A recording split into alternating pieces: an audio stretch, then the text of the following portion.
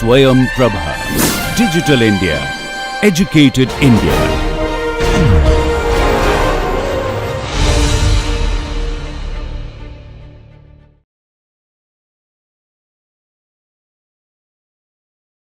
Sameer Mehta is wearing two hats today. He is, first I will say proudly that, he's our student. Yeah, he's doing PhD in Department of Management Studies. But if I will start speaking about Sameer Mehta, I need half an hour. It's a CV, if I would go through.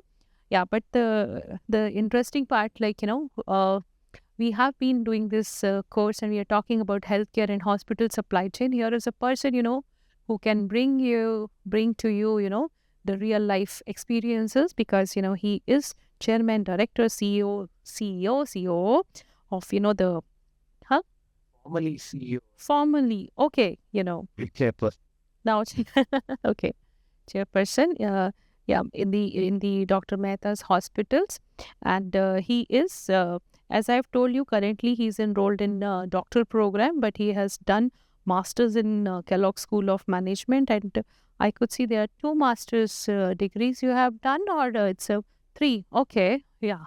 So it's a good addition, huh? With-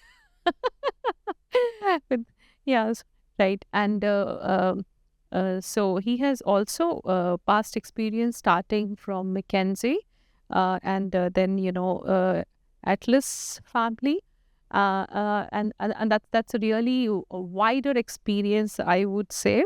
And he is like, in the governing council board committees also of various companies. And I will definitely leave, some of these things to Sameer to share, like, what experience he has. And but interesting to see that he has got many awards, like the recent one is Angel Investor of the Year in 2025, and top people manager in 2024. I should have seen 1 per year, but you have 2 per year awards also, Sameer. That's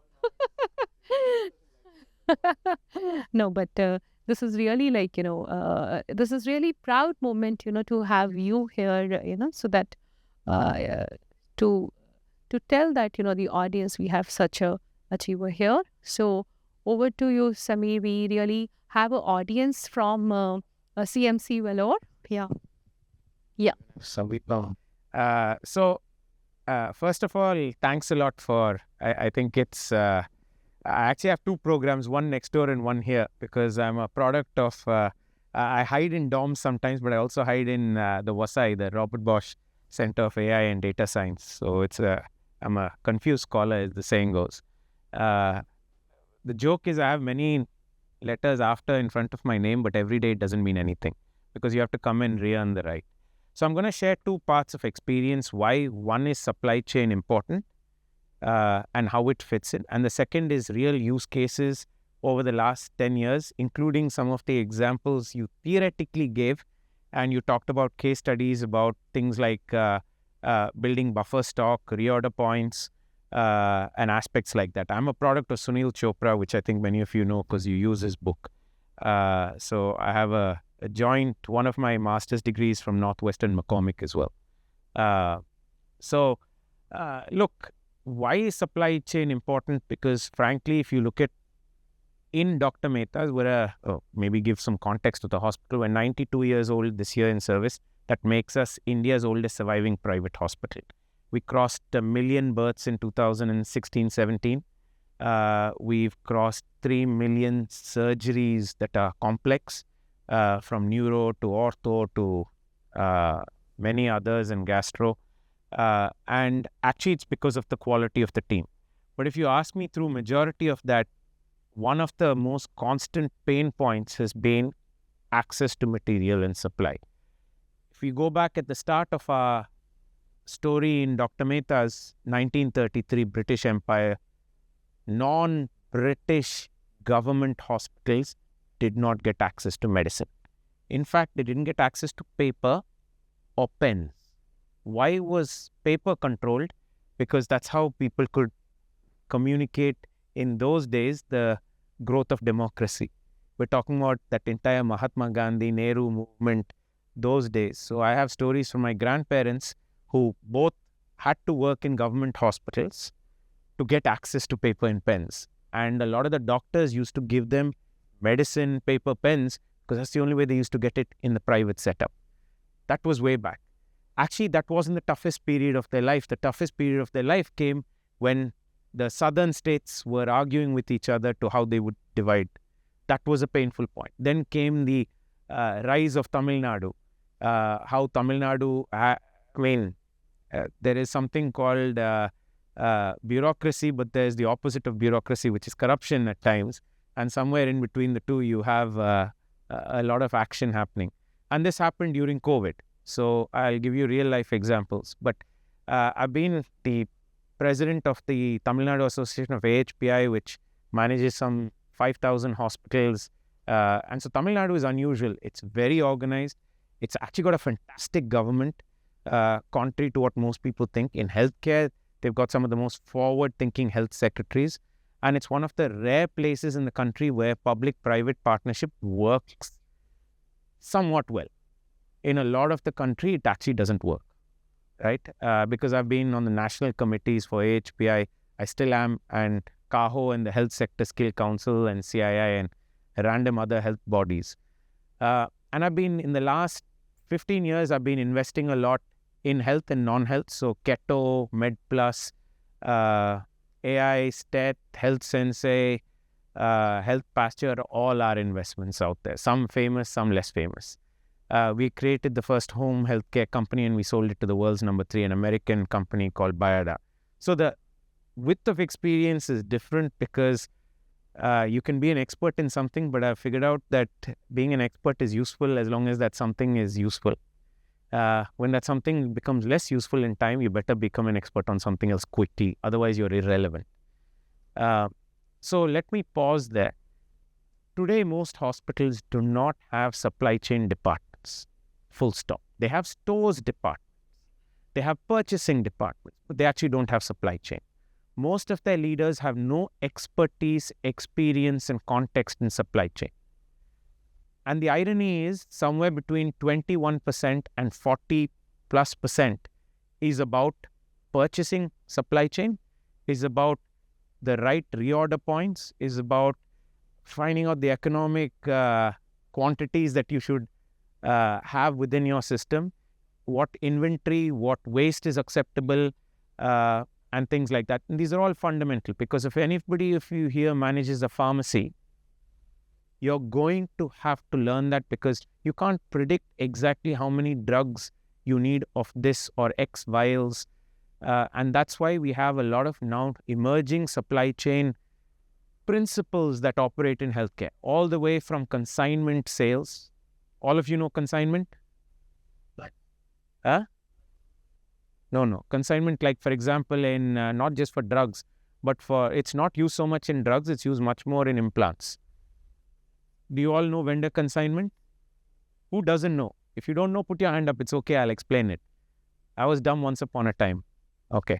So consignment is where the supplier is keeping their stock readily available on your premises in the hospital. So you can sell it, but you only bill it, therefore, at the time of the sale. So from a supply chain, it's fantastic because I don't need working capital. And basically the vendor's worrying about their stock. And it's a performance-based. It's only pay per use, technically. So where is it priceless on really high-margin products like implants, things that for a vendor, it's priceless in terms of the thing. So your implants for your legs, for your hips, those are all consignment-based typically today. Your stents for your heart, those are all consignment. There are some drugs that are consignment, but somehow India has managed to dodge the bullet from a pharma point of view. I'm actually traveling to meet the Abbott guys next week to beat them up and say, start giving me more on consignment. Because I sure as hell don't want to keep it in my hospital, right? Hospitals are becoming rough places from working capital. Why? Because insurance companies pay you late. So even though you're giving the service today, you're giving the drugs today, you're only getting that money 90 days later, 45 days later. So from a working capital point of view, this becomes a more painful point. So now, for those of you who are sitting here who have got some exposure because you're doing operations at IIT or you've come through operations from, say, CMC or any of the other places, you have to also understand finance. If you don't understand working capital, you're going to run into trouble. So supply chain is getting more complex because of these items. You have to understand human behavior. Which drugs? I buy branded drugs, doctor uses generics. I buy generic drugs, doctor uses branded. Why? Because somebody has gone and sold to the doctor that this is better. You might even get some benefits by selling a certain product, right? That is reality of today. Which is why understanding these things is priceless, and why I think you will get more leaders coming through in CXO levels, in hospitals, in healthcare systems that come from supply chain, which is why I think this is an important fundamental area. I'm actually quite disappointed nobody from my Dr. Mehta's team made it here. That's feedback for performance reviews that are happening next week to the team. That's the reality, right? If you don't put yourself and learn. And why do they not come here? I can also tell you is because they're busy worrying about their performance review next week.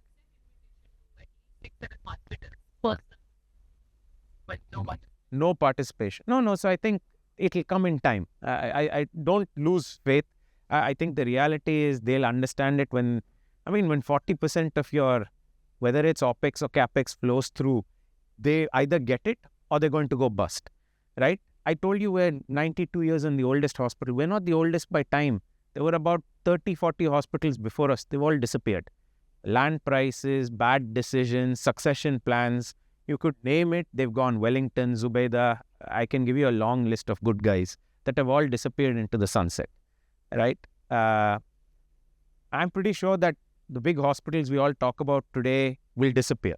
Fortis already gone, right? For those who don't know, Fortis not owned by Fortis anymore, right? So Global is gone, right? Same owner, it's Parkway Pantai. So they'll all change in time. They'll call themselves something else so that customers don't change in the short cycle, but in the long cycle, they'll rebrand.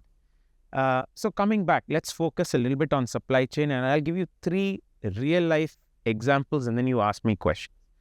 First one, let's do during COVID. So during COVID, this was at the start around, I was a more active student coming to class every day at IIT Madras. I just retired as CEO.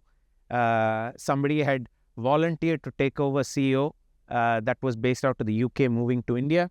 And the board had approved it. And I said, this is great. I can retire, and to give distance to the new CEO, I should actually not be around. And so to not be around, I said, let me take 3 years out. Let me not go and spend any time in the hospital, and let me start doing my PhD. In 3 years, I'll have finished all my studies. I'm intellectually very curious, so I love class, right? In fact, the joke is this is the best country club that you get if you do a doctorate program, because you get the fantastic sports facilities, great campus life, get to hang around, feel young, and it's much cheaper than the Madras Club or the Boat Club or any of the other ones, right? I mean, it's the best kept secret. Let me not mince my words, right? And fantastic as well because I got to learn and attend class in every department. So contrary to what my guides used to say, I think in my first term, I did 9 departments. I did nanotech, biotech, I did comp sci, eng, I did AI. I went bananas, right? And the only difference is, and I have some great stories. I had a monkey attack our AI class during the exam where the professor ran out and the monkey came in. So I learned a good lesson. You can scare even smart people with smarter people, right? So I think let's use the cases. So you had COVID. The first warning came because we kept hearing news from China, kept hearing news from Italy, kept hearing news. And so for me, there was a call that was set up because of my investing world saying COVID is impacting investment because a lot of our investments started struggling abroad. So that was the first warning in the Middle East in the Far East and in the US. You had companies that were starting to see the effects of COVID, and India didn't believe COVID was coming, right? We're talking about February, March. So I was there going, what are we doing for COVID? So I said, I need a committee. Because I kept asking my supply chain folks, I kept asking my clinical team, are you prepared? Do you know what the protocols are? What are you going to do if it is? And they said, not hearing anything about COVID, we'll do it when it comes. I said, that's not good enough, right? I want a separate team. I want a team leader in charge. So we had a lab person who put her hand up and she said, I'll do it, right? And I'll always thank Dr. Akshit for this, because if we hadn't had somebody in the leadership team put their hand up, I don't think it would have got done. It's great having a smart idea. In India, execution wins. You have to execute. So because we had this, we started seeing what are the impacts. You needed to have certain medicine. You needed to have certain supplies, whether it was IV, whether it was oxygen. Oxygen was not an early, we only found out that was a problem in wave 2. Because we had 2 sources of oxygen. So we had, because of the Chennai floods, and I'll give you an example about that in terms of supply chain, not just disruptions, but at common state. So COVID is coming. Which drugs you need to have surplus? Masks, gloves, PPEs, all of these were common sense. Were hospitals preparing for it? Not at all. Not at all, I'll tell you. I was sitting on these national committees and nobody was talking about it. But some hospitals, like an Apollo Hospital Group, were quietly buying up all the PPEs. And this is why I think all these collective groups fail. Because they don't share best practice. Right? We were all together. The reality is, this was the time in our life, like the floods, we needed to learn to work together. Because it was the first time in a hospital's life where a customer of yours, a long-term customer of yours, came to your hospital. You did not have a bed, but you needed to save that customer's life because they were your customer. So you sent them to your competitor. It has not happened too often in a hospital's life ever. A very different side of supply chain. A very different side. So we had this committee. This committee came back and said, we don't have enough PPEs. We have enough for 2 months. And I said, that's not enough. We need 4 months or 6 months. Okay, so let's buy that. We don't have working capital. So I said, I'll put in that working capital from the family office. And so let's buy drugs. Let's buy the PPEs. And we're talking about March. You know, that decision was the single best decision we made from a supply chain. We had surplus. If you pardon my French, when shit hit the fan. Because when April came, when May came, all of a sudden hospitals became empty and then full. Why did they become empty? Because everyone was scared to come to a hospital. Why did they become full? Because the government hospitals were taking the brunt of pain. And it's only in May and June did they start giving that business to private. So that's where Tamil Nadu was very different. Actually, the other states were slower. Tamil Nadu was different because they got the news quicker that they better start working with private hospitals. Quicker. Right? So all of a sudden, and you keep in mind, why was this painful? From a government hospital, the drugs that you needed to buy, the payout, because a lot of the CM scheme was being used. Right? The payout. So income and outcome were both linked here. So during that period, we actually put money into the supply chain. For a lot of our critical customers, we identified our top 15 critical suppliers. And for our top 15 critical suppliers, we prepaid 90 days. It had never been done in healthcare. We prepaid the system. Normally you have 30 days, 90 days, somewhere there. 45 days was real in terms of working capital. So they'd give it to you, they'd bill after 15 days, 30 days later you pay. For a lot of your quick moving drugs, it's around 90 days for your slow moving materials and drugs. Right? For capex items, it could be all the way from 3 months to 6 months. That is typically what your working capital cycle looks like. This was the first time that we had identified 15 guys and we said, here is what we owe you for the last X months. By the way, here is surplus. You will not fail us in supply. That was the condition, and I went and met them personally. 15. And they were all shocked. What is this guys doing, prepaying the system? They actually thought we were morons. Trust me, it was one of the best decisions we made. And this was my team's recommendation, so I'm not going to take credit, but we executed before COVID started. What did that mean? It meant, you all heard of Remdesivir? You all heard it. It was fundamentally in India, unlike the rest of the world, it was clinical protocol for treating certain type of COVID, right? The rest of the world didn't believe in remdesivir. All our doctors loved it. There were only 2 hospitals in Tamil Nadu that had remdesivir. Apollo, because they had a person sitting in the warehouse, that the first point of entry into Tamil Nadu, they caught it all and took it straight to their hospital. And why did they do it? Because they were that powerful. The government had a separate supply. Apollo got second. Dr. Mehta's was the only other hospital that had.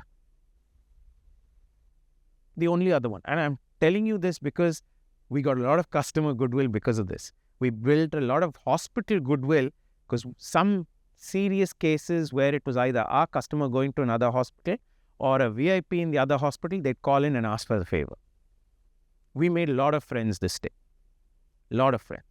That was an example of why the supply chain matters. Because there were a lot of hospitals that did not get it. You all heard about the vaccines. We organize vaccines for the whole country through small hospitals. Originally, only the government were giving vaccines. Through AHPI, the Association of Healthcare Providers, we said, let us also give vaccines. That way you will get to smaller rural areas. They said, we are better. We want control over this. And we said, you're not going to be able to succeed, right? You let us deploy. So the government said, we can't pay for it. So we said, we'll pay for it. We'll charge the customer downstream. Corporates, you let us manage. And that worked. So that was another example where it wasn't just in Dr. Mehta's, it was deployed, and we were the only state that got it approved for all small hospitals. The only state. So I remember, because I wrote the first checks, 7 crores. First time 70 hospitals had invested together. And Apollo was not part of it. Fortis was not part of it. None of the big chains were part of it. Who was there? Ganga, Vijaya Hospital, Dr. Mehta's, Kamakshi. You can name the hospitals in Salem, in, Dr. Devdas Hospital in Madurai, KMCH. Small hospitals for the first time, Sitapasti Clinic, got it. They got to deploy. Priceless. Why? Because you're giving it to your own customers. You're finally able to give it to a lot of your staff. Right? These are examples where supply chain forward thinking matters. Now, let me give you the counter of reactive, and I'll give you another case study from floods. Floods took place 2015. It was not the first flood in Chennai, it was the second flood. But it is the first time that a lot of lost life. Global Hospital lost how many patients? Not Global, Mayot lost patients, right? Because they lost the generator, they didn't have oxygen, and therefore they lost patients in their ICUs. Here's the interesting thing. There was another hospital that was equally impacted at the same time. Global. Nobody knows this story outside. Global Hospital had its entire ground floor underwater. Its MRI machine, its CT machine were all underwater, right? So they were smart enough. They said, let's hire helicopters and let's take our customers wherever nearby it's available. So they put their customer first. Dr. Ravindranath personally called some of us and said, can you take some of my patients? He called his competitors, right? He called guys that were down the road from him, take some of my patients. I can't deal with it. I'm not going to be able to deal. I'm already struggling. If water rises, I'm going to lose my oxygen supply. I'm going to lose my generator. I'm going to lose these. Can you please take some of my patients? And I had the head of nursing call me, Jyoti Clara. And I'll never forget these days because honestly, we were also impacted by the floods. Dr. Mehta's, one of my hospitals, was in those days, my echo, half my ground floor in one of my units was underwater. One of my units was elevated, one was slightly lower, so that got hit badly. My mortuary was underwater, right? Example, so how do you look after patients? Because you don't want to give a person, already it's a rough day for a vulnerable family. This is not the place to store the body, right? And let's come back to these two hospitals. They sit in different areas. They both are seeing pain. They're both getting early warning. One takes a decision that they're going to shift to their friends. The other one takes an opposite decision. I'm not going to send to any competitors. I'm not going to send any of my patients to any other part of Chennai. I will fly them to Bangalore. Dumbest decision ever. And I'm telling you this as not Dr. Mehta's. I'm telling you this as AHPI's former president of Tamil Nadu. Right? Truly the dumbest decision ever. Because you put life of customer first. This is how I know that hospital will not succeed in time. The second one. It just doesn't have the culture of patient first. Right? You had a chairperson of a group, Dr. Ravindranath Stature, calling. You had Clara. They were trying to put their customer first. Right? And you had another one who was saying, no competitors. What the hell is wrong with you? And that's the loss of life. Why it happened is interesting. Park that aside. Why did they run out of oxygen is actually more interesting. All their oxygen came from two suppliers. Both had to cross the same bridge. The bridge went underwater. Myot has access from two different directions. Did they think that they should have had a reverse loop? There were enough oxygen suppliers. They could have called SRMC. They could have got their customers saved. They could have shifted to SRMC. They could have got oxygen from SRMC. All possible. Did they do that? No. These are real life case studies that you'll never see in a textbook because it embarrasses somebody as well. Right? I look at this not as embarrassment but the learning. Because in Mehta's, in all my hospitals, I now have multiple fire exits. Not 2, I have 4. Because guess what? This is not like an apartment complex where everyone is able to come to the nearest exit. This is one where people aren't going to be thinking straight when shit hits the fan. So you better think of how do you make sure for exigencies that you've got control. Both examples I've used are exigencies. The floods, when shit hits the fan, and during COVID. What's interesting is this is where the noise of media actually sometimes also hurts. So media, wired by Practo, kept saying, these hospitals are open. And by the way, half of those hospitals were closed. So you had a customer who was ill, who would go to that hospital because it's a Practo customer.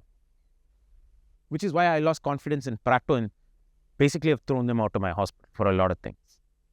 Right? Because they were basically talking to media saying, we know all the hospitals in Chennai. They didn't do that. They shared their hospitals, the ones they had a contract with. This is why media also has a big role to play. Why? Because there were some hospitals that were open and some that were not open. And here was Practo telling you to travel far for some, and then when you rolled up there, they were shut. Think about it. If you're the customer, you really feel betrayed on that day. Right? If I am a normal hospital, I will never trust Practo anymore. Now, Practo used it as a marketing gimmick. Do you think it built trust or lost trust? Just think about it. It lost trust. It lost trust with a lot of us that stay long term. Some people would have changed because they said, I'd get more business this way. Next time Practo will put my name up, but actually it lost trust. Which is why, again, great companies and average companies, you can differentiate through these things. Very few things stand the test of time. Very few things. The last 100 years, the top 10 companies anywhere in the world, they've changed dramatically. Look at the top 100. They've changed even more dramatically. Right? A few energy companies would have stood there, still maybe in the top 25 today. They're not maybe in the top 10, but they're there. But most of the others have gone. GE is no longer there. Right? Lots of the old guys have gone. And that is what standing the test of time, and that's what supply chain to a large extent is. It's helping you stand those tests of time. So let me give you the third example from business as usual. In Dr. Mehta's, every year we talk to our pharmacy purchasing team and we tell them, you have to help us reduce costs. You have to save costs. They come back every year and actually the pharmacy bill goes up.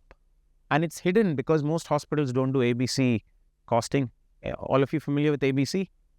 Yes, no? Yeah, activity-based costing, right? Bala beat that into me in the good old days. So the idea is you do ABC costing to see how you can help reduce costs, including materials, right? Because you can allocate cost clearly to cost and profit centers and procedures and departments and a whole bunch of factors. Most hospitals allocate cost to departments. They don't do it to procedures. It's hard. Why? Because you have to allocate subunits. Think about it like in the world today, I just came from that room, they were talking about tokenization. It's like tokenizing a full unit into subunits. It's actually quite hard. How do you know X percent of Dr. Ashin this time is for this class versus that class? It's not so simple, right? As a consultant, I've been a consultant. It's the first time in my life that somebody asked me to do a timesheet.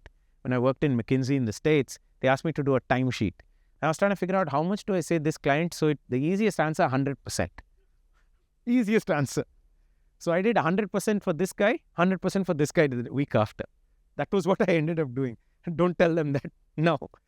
And I learned the hard way that was dangerous. Why? Because there was somebody sitting in New Jersey at the time in New York who was the CFO of McKinsey. And McKinsey started doing sales tax.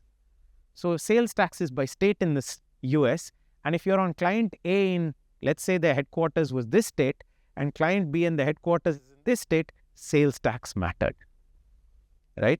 You learn all this smart gibbledy-gook. But let's come back to a real operating thing. In Dr. Mehta's, my bill is going up. I'm expecting it to go up. Why? Because business is doing well. Customers. So then I do the simple math. I divide it by number of cases and patients. And there it's going up as well. That's not good. It should be coming down. I should be able to buy more for less. At an aggregate level, it's going up. I'm doing it. So then what does my supply chain head say or pharmacy head say? We're doing more complex cases, sir. Right? Complete bullshit. We are doing complex cases, but like 2%, not 7% increase. Actually, nobody is paying attention to this. So what was happening is the pharmacy guy would come. They're smarter. They're much smarter. They're much more sophisticated than any guy in services. They would come and say, you buy this, I'll give you a discount on this drugs. What you don't know is this drug is probably offloaded from the US. It's no longer part of the Medicare Medi-something scheme. So it's moved to India. It's to be sold. One. Number two is the expiry date of the drugs is coming down. So all of a sudden, these are complexity into the system. They're going, these guys are really... And so we said, let's consolidate. And instead of buying it from 246 suppliers, let's buy it from 25 top suppliers. So you come down and then these guys get smart. They'll start raising costs in time. Why? Because you give them Porter's 5 forces, first principles. You've given them supplier power. You have given them. Right? This is the reality of today. So your reorder point is great, but it's only great if you've got a contract in place that reduces the cost based on volume, and it is adhered to by the opposite side. Because even though we had contracts in place, the pharmacy guy can easily be incentivized at a local level to do this. It's not recorded or it's recorded. I'll say it anyway, controversial. 70% of all hospital purchasing managers are incentivized by the pharmaceutical guy. Which is why the savings of corporate hospitals is so significant, because there could be corruption, but a lot less. It's like me asking, is the price going down? If the price is going up, there's no incentive. There is an incentive, not to the hospital, to the individual. I have fired 2 stores managers in Dr. Mehta's. And I don't just fire them, I hunt their careers down. I'll make sure they don't work in industry again. Right? Because for me, it's personal. May not be for a publicly listed company, but for me, it's personal. I have no interest in hurting a person who's worked with us for X years, but if you hurt my customer, I'm coming after you. Right? 3 different examples. You got extringency, you got internal. I'll give you a 4th one around CapEx because this is an interesting one. We built a new hospital. We were good at giving birth, but it took us, 80 plus years before we did the second birth of a new hospital because we have a center of excellence model. A little bit like IIT and CMC, every unit has to be an outstanding unit, right? It can't be like, I will focus this in this unit and this in this unit. We don't think that way. Everyone has to stand on its own 2 feet, which means that the doctor groups in A have to be different from the doctor groups in B. Otherwise, that person will never focus and give priority to this baby versus this. Everyone has to have focus, right? When we gave birth, we were building. So you had to buy cement, you had to buy concrete, you had to buy all this. We did it in 3 phases. Between phase 1, cement and concrete costs were much lower, and then China took off. When China took off, everything took off. Pricing became high. Steel especially, because steel was a global commodity, right? Here is interesting. As India's infra story picked up, you had all this red sand. You'd have read in the newspaper, somebody stealing sand from beaches and all that. That's real. Trust me, I got sometimes trucks. Honestly, I didn't know where the sand came from. Honestly, I don't know. How do I check, right? The security guard on my hospital and maybe the guy who is further upstream of that is checking it. So these are the types of examples that steel price went up dramatically between phase 1 and phase 2 for the same amount of square footage built. You had then a lack of, you couldn't get bricks at certain time because it was very hard to get between Tamil Nadu and Andhra. They had a little bit of a tiff. Then of course the water shortage hurt us. Kaveri, who gets the water?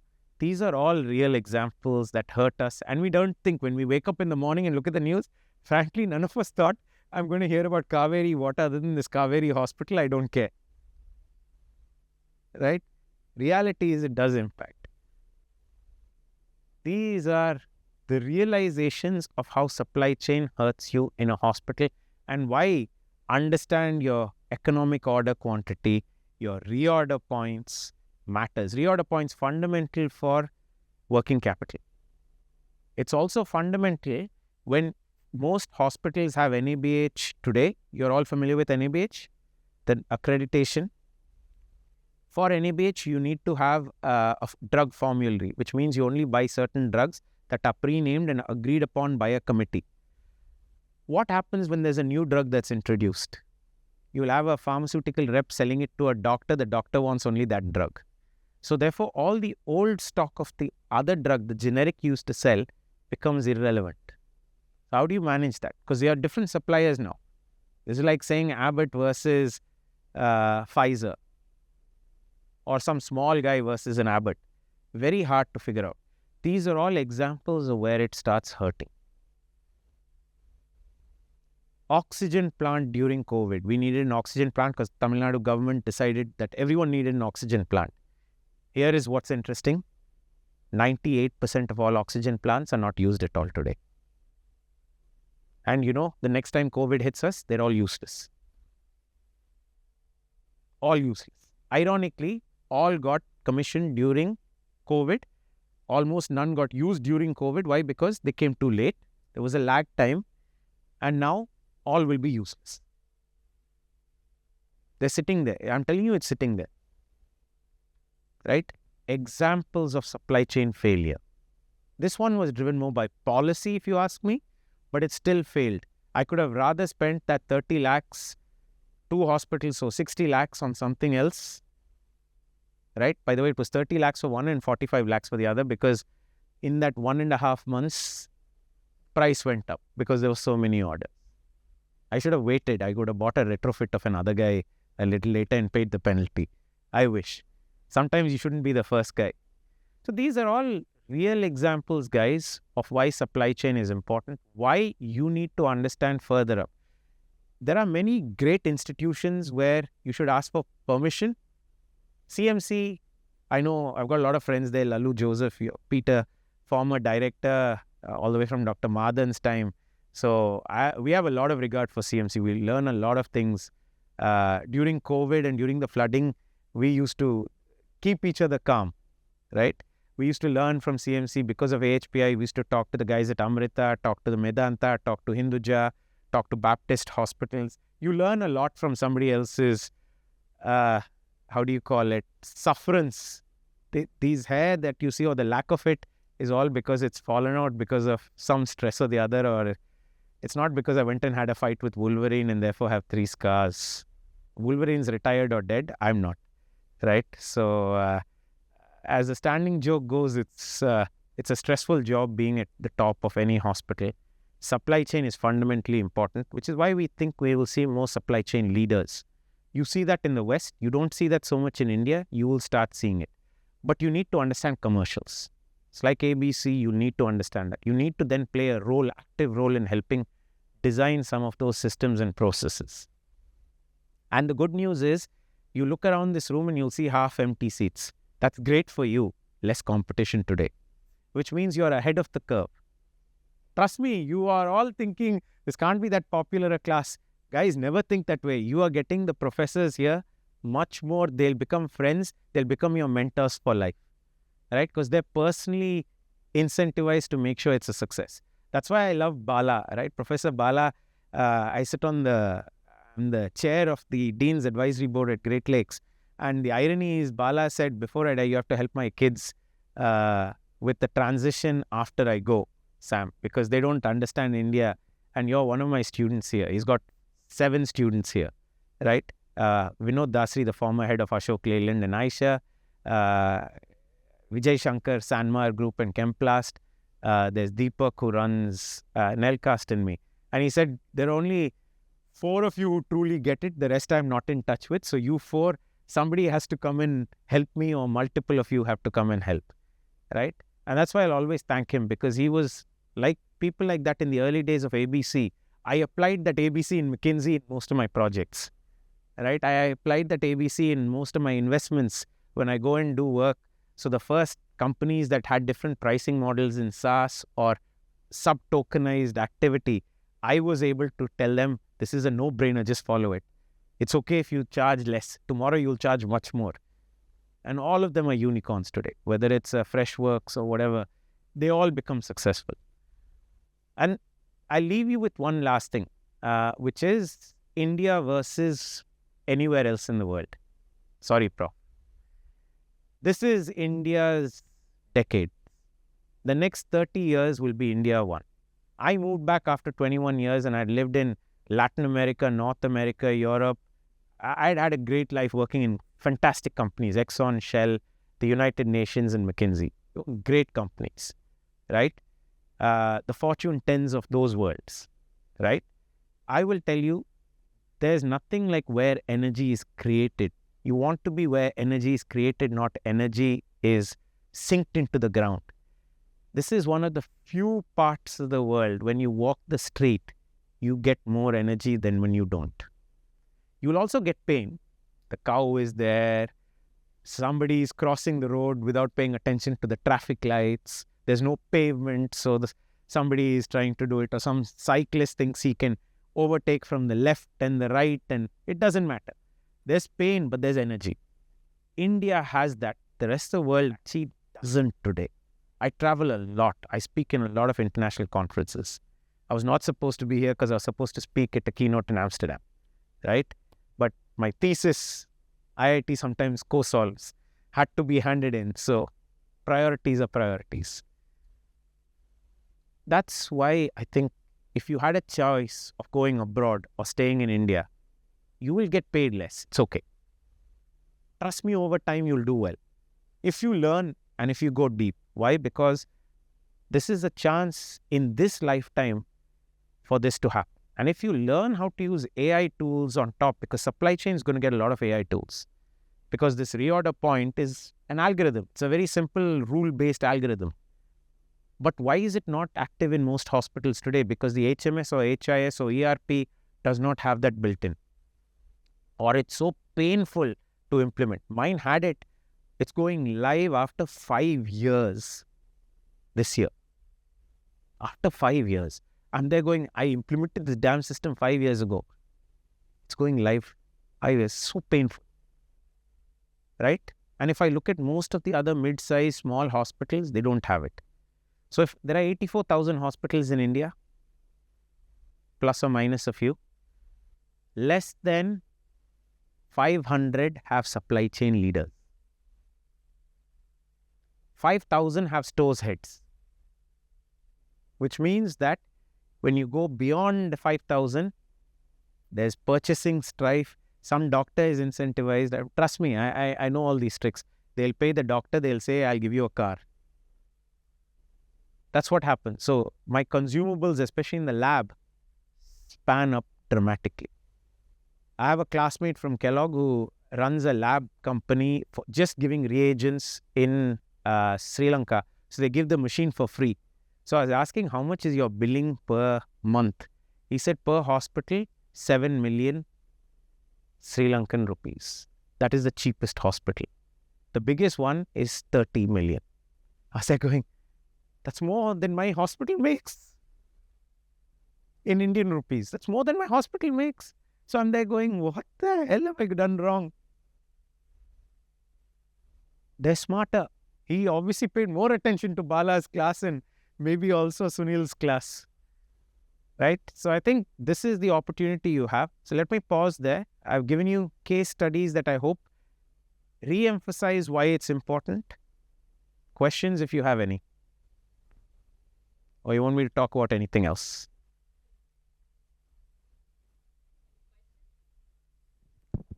Yes.